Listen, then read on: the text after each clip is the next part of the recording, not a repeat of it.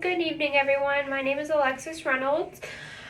Today I'm going to be talking about the topic of surrogacy. Before we get started today, I would like to have an open discussion with everyone in the audience. Today we're going to be talking about birth. How was birth for you? The child being born, labor, if conceiving was easy, did you carry your own baby? These are all things that I will be discussing today. Today I'm going to be talking about surrogacy, which is a rapidly becoming more common subject. For people who don't know what surrogacy is, it's when a woman carries someone else's baby for a person. A couple makes their own embryos, and then the embryo is injected into the surrogate. A surrogate could also use her eggs to create the baby with one of the partners by artificial insemination, and then the also could carry the baby. Many people use a surrogate as an alternative to having a baby because the partner can't carry the baby for a reason or is having fertility issues. Surrogates have become more common when well-known Kim Kardashian used a surrogate on her second child, Chicago West, which many of you, I'm sure, are familiar with. Right here, I'm going to be showing some visual aid slides of surrogacy. So I'm going to be showing how the process of egg donation could happen, or the egg donor and the sperm insemination could happen to create the embryo, and also how the embryo goes into the surrogate and the process that has to go through that. So I will show the slides and I'll go in order of each step.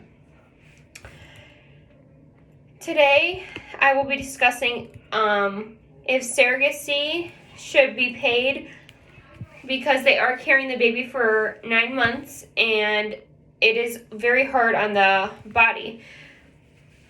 Surrogate, it's being paid.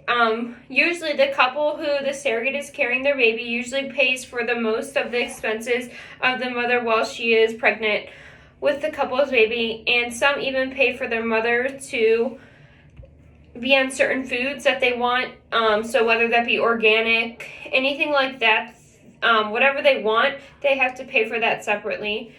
The cost of surrogacy could often add up really fast and may be too much for someone to pay. I think that each state should make it mandatory rate that the surrogate must be paid.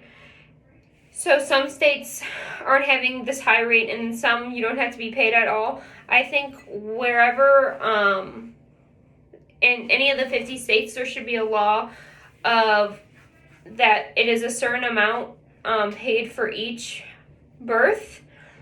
I think whenever anyone talks about money, it could be touchy subject because everyone makes different amounts of money and some might not be able to afford the standard rate of what surrogacy might cost.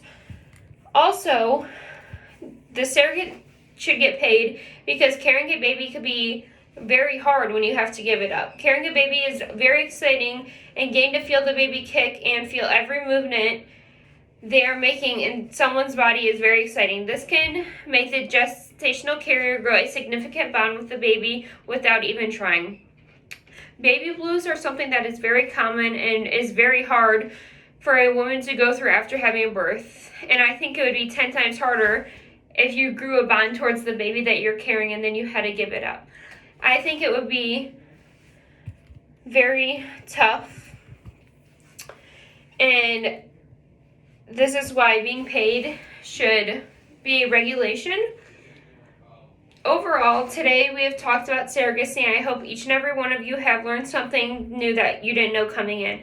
Everyone has their own opinion on surrogacy, and I believe that surrogacy is a beautiful part of life and such a selfless act for someone to carry someone else's baby.